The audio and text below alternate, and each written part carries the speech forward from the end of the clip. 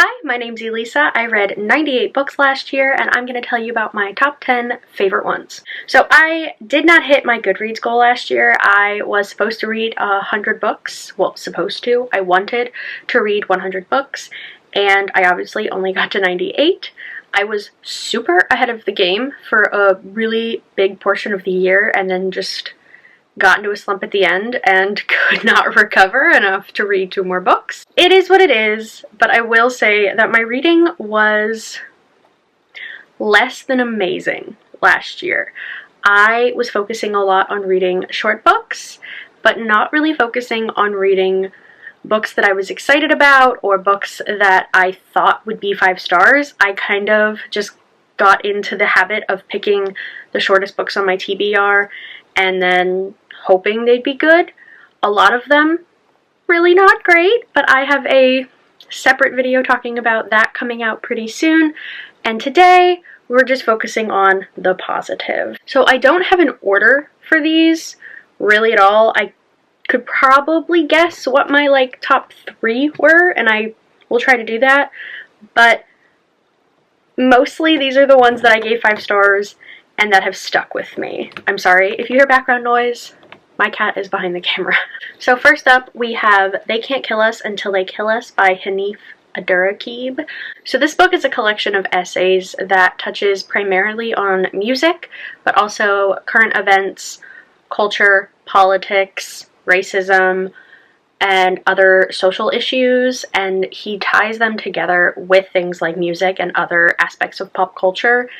I really enjoyed this. I read this on the beach back, I want to say July, and it just has stuck with me throughout the last 6 months. I really enjoyed that a lot of this touches on pop punk. I love pop punk. I was really into All Time Low and Cute Is What We Aim For, which he has an essay on in here, and it was really interesting to read about bands like Cute Is What We Aim For and about their just very obvious hatred of women and how derogatory a lot of the songs were. Coming home from vacation, I asked my boyfriend Brendan, do you know Cute Is What We Aim For? Have you ever heard a Cute Is What We Aim For song? And he was like, no.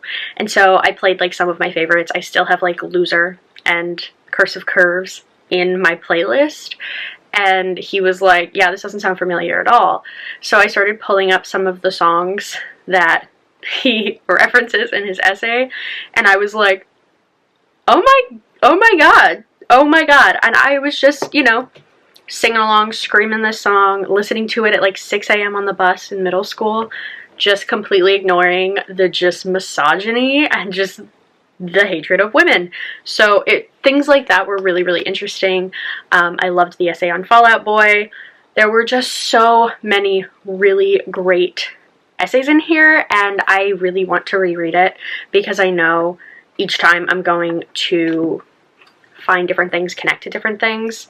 So this was definitely in my top 10. Another book that I read on a different beach on a different vacation this summer that I don't have with me because I read it on my Kindle is A Psalm for the Wild-Built by Becky Chambers. I loved this book, and I know this was really popular this year. It did not come out this year. It has a sequel that I have not read yet, but I feel like so many people read this book this year and just absolutely loved it. It is cozy sci-fi. It's about a monk and a robot. It's called the Monk and the Robot series, and it is about a monk who becomes very, very good at a particular skill of giving people tea, and he shows up in different villages and travels around, and he is just able to give people exactly what they need, and he has really crafted his skill, and he has just become so good at it, but it's not fulfilling him anymore, and he wants to do something different. So he goes off to complete a journey, complete a quest, and he meets a robot, and the relationship between humans and robots is very interesting in this book. But basically they don't have contact with each other, so there is a lot of misunderstanding between the two, and it is beautiful. It was just absolutely heartwarming and cozy, and I was just reading it on the beach, just this book makes me so happy. and I just absolutely loved it, and I would recommend it. It was so short, but it was just very meaningful and very comforting and beautiful. Continuing with the theme of books I read on the beach, I have The Husbands by Holly Gramazio. This is just fun. It is about a woman who one day comes home from a night out, and there is a man in her apartment that she does not know, and he identifies himself as her husband. And she's, obviously very confused and is not sure what's going on, and then he climbs up into the attic, and when he comes back down, he is a completely different man who identifies himself as her husband. I loved this. I loved the way this was done. I loved that it was quirky and weird and funny, and it never went in the direction that I thought it was gonna go. I, at no point, knew what was going to happen next or how she was going to handle the situation or how this was going to end, and I just had so much fun reading this. I remember when this came up as a pick for Book of the Month, reading it and going, I'm good, like, no. And then Kayla from Books and Lala, who kind of directs a lot of my reading choices, let's be honest, loved this, and I was like, alright, I'll give it a shot. I listened to it on audiobook through my library, and it got taken from me before I could finish it, so I ended up buying a secondhand copy of it and finishing it on the beach and being like, I am obsessed with this. This is so fun and so silly, but also has a lot of meaning behind it, and I would say it was completely unpredictable. She ends up going through something like 500 husbands or some crazy number, and it is so interesting, the different relationships, the ones that she sticks with for a few months or the ones that she can't let go of and finds herself trying to kind of make happen in her new reality, and I just loved it so much. It was silly, but still really great and really entertaining. Another book that I do not have with me was Funny Story by Emily Henry. I love Emily Henry's writing. I am not a romance girl. I really can only listen to it on audio. I cannot read it physically. I am not sure why. It puts me in like giant slumps when I try to read romance physically, but I can do it on audiobook. And the way that Emily Henry writes is so satisfying and so beautiful and just relatable, I think. I'm not sure what it is. I read a lot of romance this year, and I will talk about it in my disappointing reads video, that just didn't hit for me at all, and I could not stand the writing. I just didn't like or believe the characters. Even from authors that I had read from before and really enjoyed this year, I just kept getting miss after miss. But Emily Henry, she doesn't miss for me. I don't have a least favorite Emily Henry. I really don't think I do. I know a lot of people have very strong preferences between her books, but I just always enjoy them. This book follows our main character, Daphne, and she is dumped by her fiance the night after his bachelor party for his best friend, Petra. And she is obviously very upset about this and now has nowhere to live, so she finds herself living with Petra's ex, Miles, and just the situation that comes from that. It was a book that, yet again, I found myself so connected to the characters, rooting for them. I wasn't annoyed at any point. I loved the situations that she crafted, and I loved the way it was handled. It was so good, and I had a lot of fun. Next up, another Books and Lala influence. This is Out There by Kate Folk. It is a collection of short stories, all very heavier science fiction. I really enjoyed this. It is strange, but I still find myself thinking about some of these stories. It just is a lot of like more near future. So it's things like, what would happen if not only were there AI on dating apps, but there were straight up robots, and, or I'm not even sure if they're robots, but like fake men on these dating apps. And I just had so much fun with so many of these. I really rarely find a short story collection that I enjoy every story of, and I did with this one. I don't know how else to explain it. It was really good. It was really fun. I'm finding that I do like science fiction. I just don't love the really like high-tech in-depth ones. I tend to like things like this that is, first of all, shorter. I like shorter science fiction. Psalm for a Wild Built and this. A lot of it is just little short snippets of like, what if in the future it looks like this, or what if this happened, and I just love that, and I find it so much more fun to do, especially in short form fiction. I've read a couple longer form science fiction this year that did not work for me, but this really did, and I can't wait to reread it because I definitely have forgotten a lot of them, but I just have such positive feelings toward this book. The last book that I don't have a physical copy of is Black AF History, The Unwhitewashed Story of America by Michael Harriot.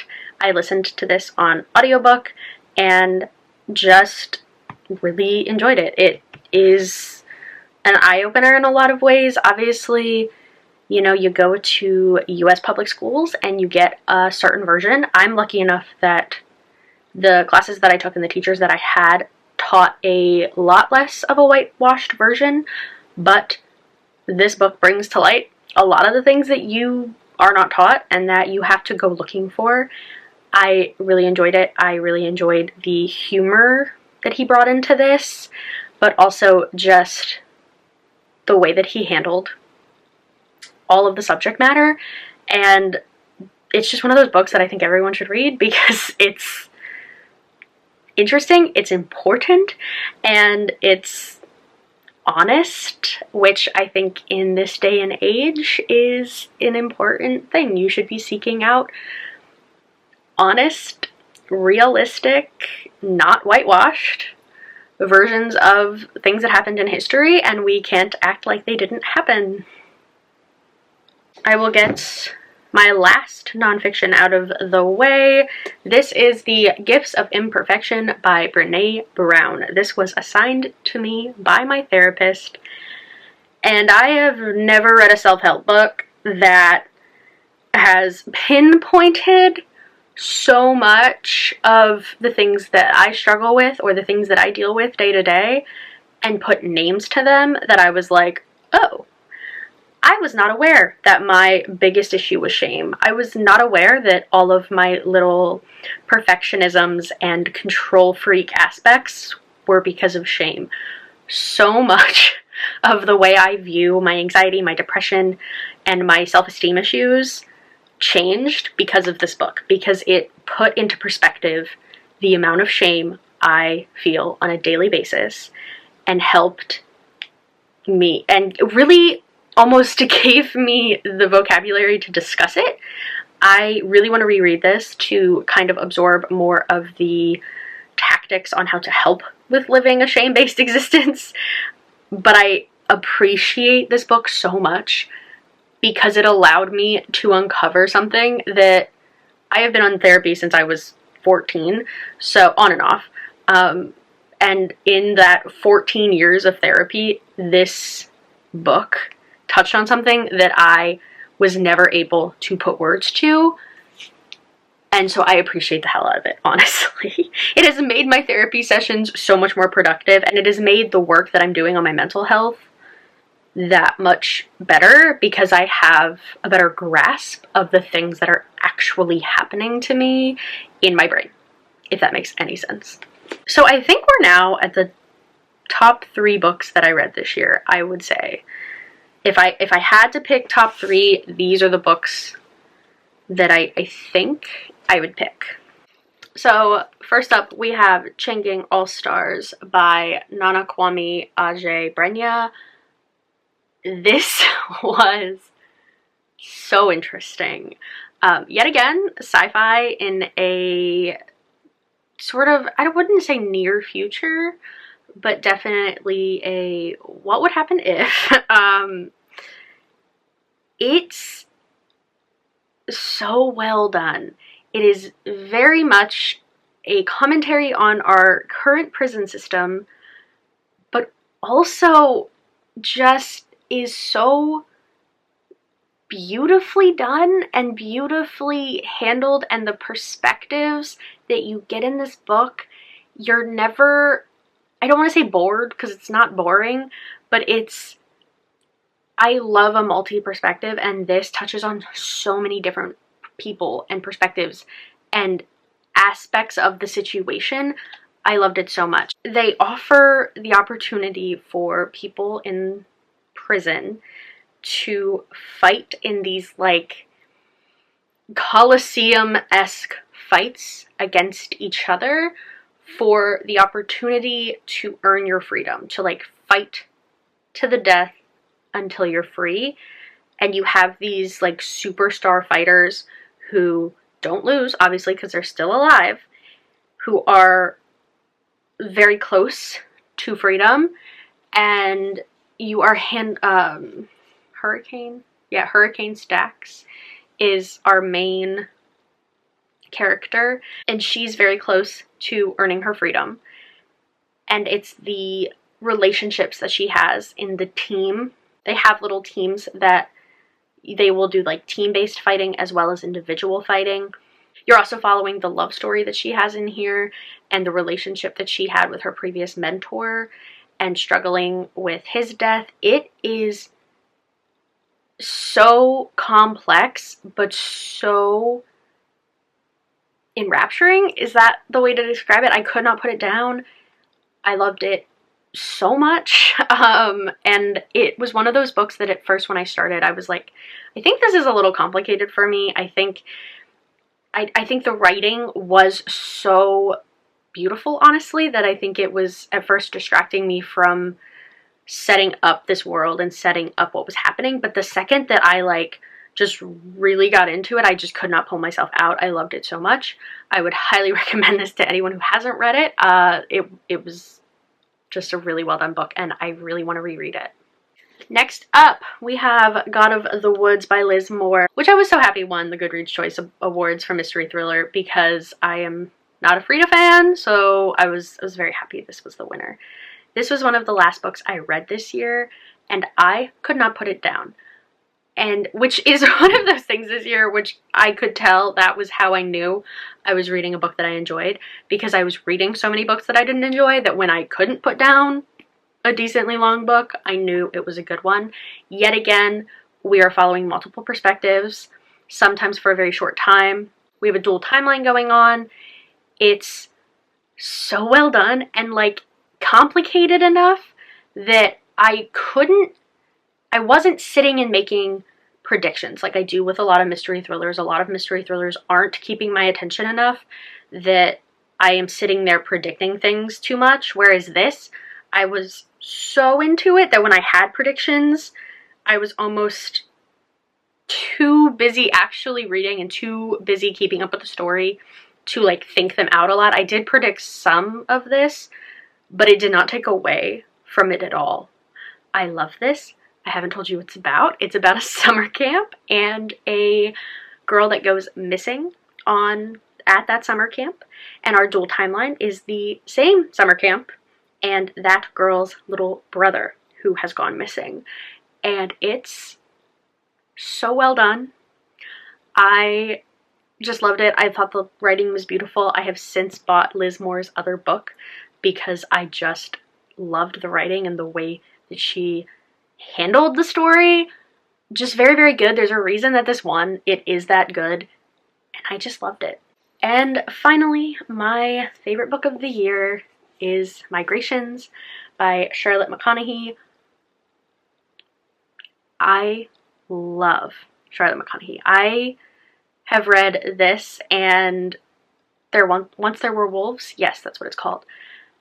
They're both near future, a little bit sci-fi, dealing with conservation and the idea that animals have died or are dying off. Obviously, one deals with wolves, this one deals with birds, and there are pretty much no birds left, and our main character wants to follow the migration path of one of the last, if not the last, species of migratory birds and it's beautiful. It is heartbreaking. I love that both books have a mystery element to them in the fact of the histories and the family dynamics that our main characters are dealing with and the trauma that they're dealing with, and you are slowly unearthing that trauma and unearthing the things that happened that brought them here into this situation. It's amazing. She talks herself on to a fishing boat, which fishing is is it illegal in this book? I can't remember if it's completely illegal or just highly no, it's just, yeah, it's just highly restricted because fish are also going extinct. Everything is going extinct. And it's so interesting because she has such negative feelings toward these men for what they do, but she is at the same time living with them constantly and becoming friends and building these relationships and understanding them in a different light. I loved it so much. I want to reread this and Once There Were Wolves. She has another book coming out in March, and I cannot wait because truly I think those two books are probably, if not my favorite books of all time, like top 5 easily. Just absolutely beautiful. So those are the 10 books that I really enjoyed this year. It was kind of difficult and kind of not difficult to pick out my favorites.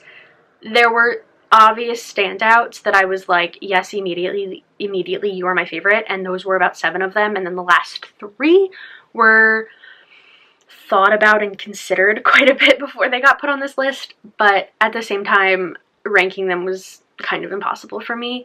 I am really hoping for a better reading year this year. I have already started focusing on not reading the shortest books in my collection, reading the books that I'm excited to read no matter the length, and not letting 600 pages scare me. I am really hoping for a better reading year that way because last year was rough, and we're going to talk about how rough it is in my next video. So thank you so much for watching. Leave a comment down below telling me your favorite book that you read this year, or a book that you're super excited to read this year. But thank you so much for watching. Comment, like, subscribe, all the normal stuff, and I'll see you guys again really soon. Bye!